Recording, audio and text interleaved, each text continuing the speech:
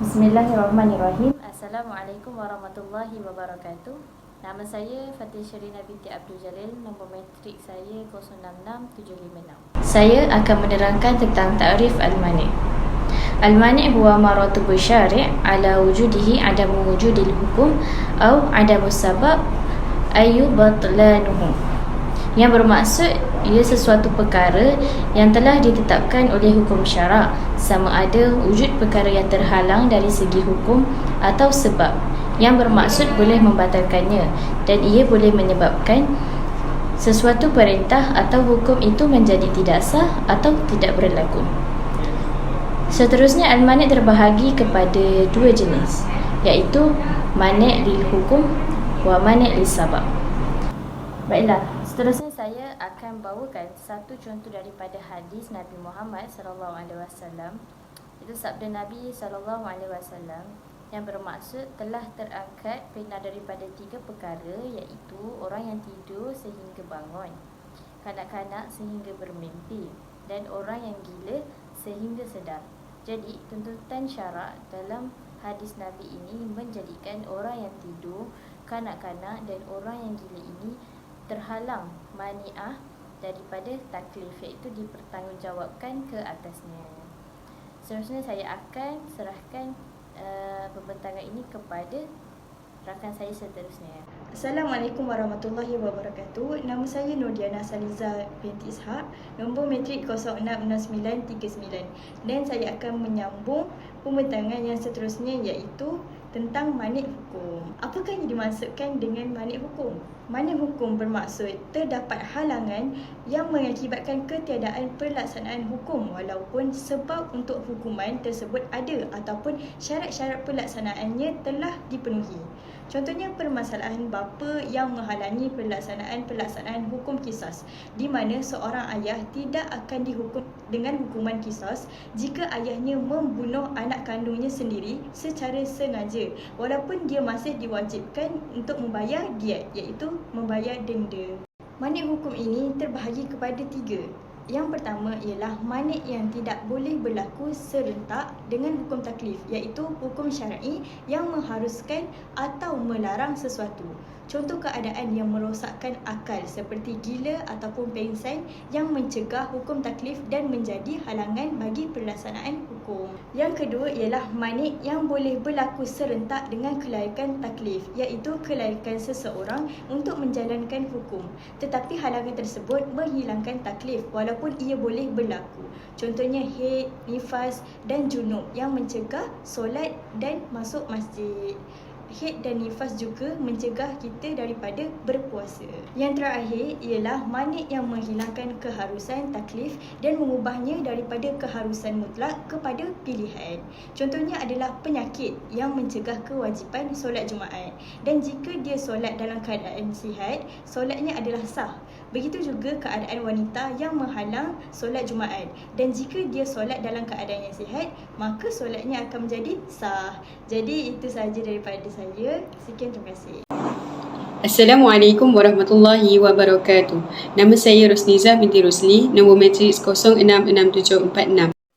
Okey, seterusnya kita masuk kepada mani' sebab. Mani' sebab adalah sesuatu halangan yang menjadi penghalang kepada sesuatu perkara yang dibolehkan. Contohnya, qatlul waris, iaitu ayah bunuh anak secara sengaja dengan sebab tertentu. Kalau ikut kepada faraid, bila si ayah membunuh anak, jadi harta itu terhalang untuk ayah, dan dia akan jatuh kepada orang lain dengan sebab qatlul waris, iaitu pewaris bunuh pewaris. Harta itu terhalang sebab ayah bunuh anak, macam kata kal qarabah. Jadi sistem faraid dia terputus dengan sebab mani' yang terhalang, iaitu qatlul waris. Jadi si ayah ni dia terhalang untuk dapatkan harta dengan sebab dia melakukan jenayah. Assalamualaikum warahmatullahi wabarakatuh. Saya Nurul Ain Zahra binti Umar, nombor matrik 066855. Hari ini saya akan menerangkan pada bahagian al-mani' min haitsu huwa mani'. Al-mani' min haitsu huwa mani' la yadkhulu fi khitab taklif, falaysa lisyari' qasdu fi tahsilihi wala fi adam tahsilihi. Yang berbau maksud sesuatu perkara yang dijadikan oleh syarak sebagai penghalang kepada kewujudan sebab pada sesuatu perkara dalam hukum taklif. Hukum mani' min haitsu ini tak termasuk dalam penghukuman, tetapi untuk mencapai hukum sama ada sesuatu perkara itu diterima ataupun tidak boleh disebabkan adanya penghalang, iaitu mani'. Sebagai contoh, orang yang berhutang, ad-dain. Hutang adalah mani' kepada penghalang pemilikan sebab ia merupakan kepada kewajipan zakat. Ini kerana sekalipun harta seorang mukallaf pada zahirnya didapati telah mencapai kadar nisab yang wajib dikeluarkan, tetapi oleh kerana tanggungan hutang yang dipikul olehnya boleh jadi penghalang kepada kewajipan tersebut. Alasannya kerana apa? Kerana hutang tersebut akan kurangkan hartanya sehingga menyebabkan jumlah tidak lagi mencapai kadar nisab zakat yang telah ditetapkan. Jadi, sebab yang mewajibkan pengeluaran zakat tidak lagi wujud kerana ia telah dihalang atau dinafikan oleh mani', iaitu hutang yang tertanggung sehingga mengurangkan jumlah nisab hartanya. Hal ini kerana wa innama maqsudu syari' bayan irtifa' hukmus sabab atau batlan musabbab idza wujida al-mani'. Hal ini kerana zakat ini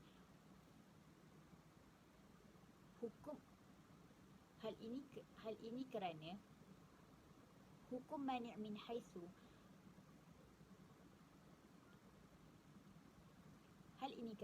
hukum mani' min haitsu adalah untuk menunjukkan ketinggian hukum tersebut, sama ada kegagalan ataupun kebatalan hukum tersebut jika adanya musabab yang menghalang kepada hukum mani' min haitsu. Sekian saja daripada saya. Syukran jazilan katsiran, berkhair. Bismillahirrahmanirrahim. Assalamualaikum warahmatullahi taala wabarakatuh. Bersama dengan saya Nurul Syuhada binti Muhammad Kamil dengan nombor kad masyrik 068810. Jadi seterusnya bersama dengan saya akan lebihkan lagi berkenaan dengan dibawakan contoh-contoh untuk kita lebih faham berkenaan dengan al-mani', iaitu dalam al-mithal al-akhar. InsyaAllah cuba tengok pada contoh pertama yang saya boleh kongsikan, di mana keqaulihim fi syuruti sahhatil bai' an la takuna fil mubai'i juhala, ya'nuna an jahalah mani'u min mawani'u sahhatil bai'. Apa nak kata dekat sini? Sebagaimana yang dikatakan oleh mereka, dikatakan oleh mereka apa? Berkenaan dengan syarat sah ketika jual beli, bahawa tiada kejahilan ketika jual beli itu. Artinya, makna kata dekat sini, apa yang boleh kita faham, kalaulah seandainya dalam jual beli itu ada kejahilan, maka itu akan menjadi mani', akan menjadi penghalang kepada kesahihan jual beli tersebut. Sebagai contoh, dalam kaedah ataupun keadaan jual beli, ada salah seorang mungkin jahil, dalam keadaan yang jahil, iaitu seseorang mungkin tidak waras ataupun gila.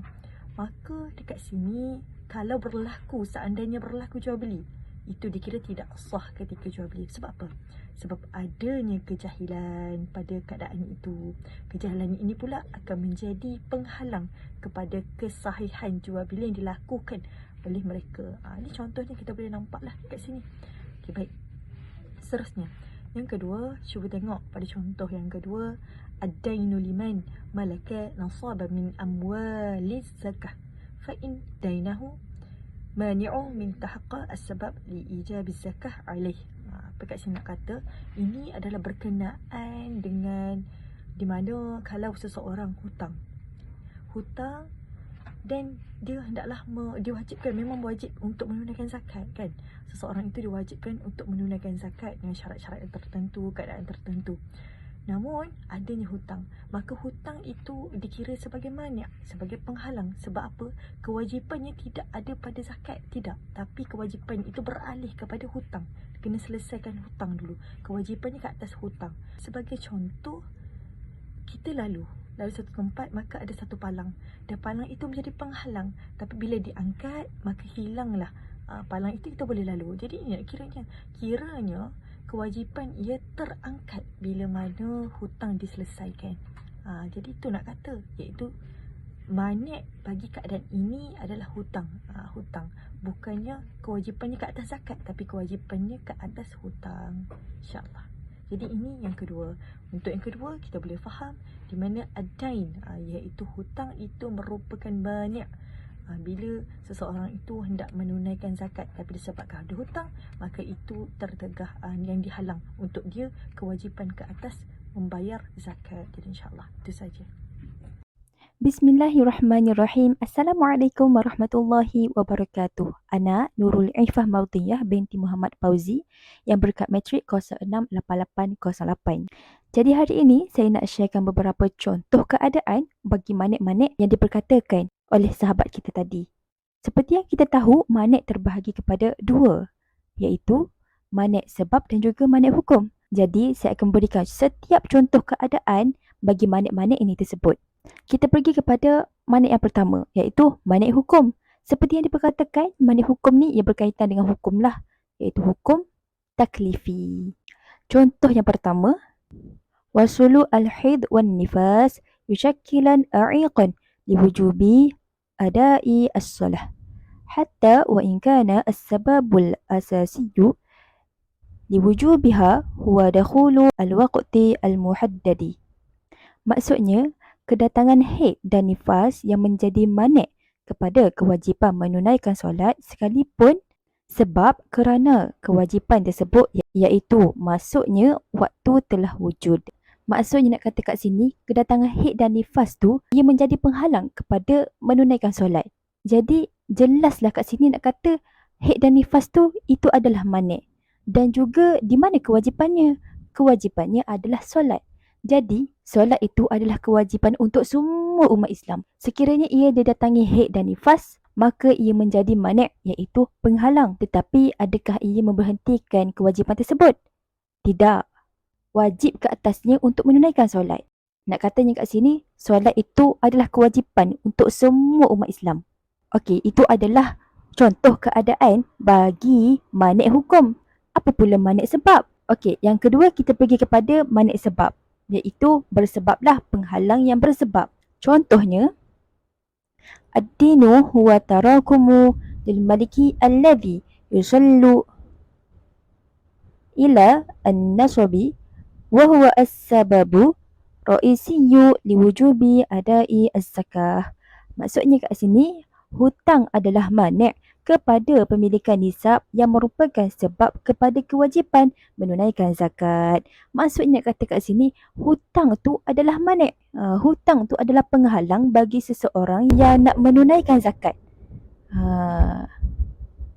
Jadi zakat itu wajib, tetapi disebabkan dia ni ada hutang, maka tak diwajibkan ke atasnya untuk menunaikan zakat. Tetapi diwajibkan ke atasnya untuk dia selesaikan hutang ni dulu. Nak katanya kat sini, dia nak menunaikan zakat, tapi tak boleh. Sebab dia ada hutang. Jadi, jika hutangnya itu dah selesai, maka bolehlah ke atasnya untuk dia menunaikan zakat. Dan itu contoh keadaan kepada manik sebab. Itu sahaja daripada saya. Assalamualaikum warahmatullahi wabarakatuh.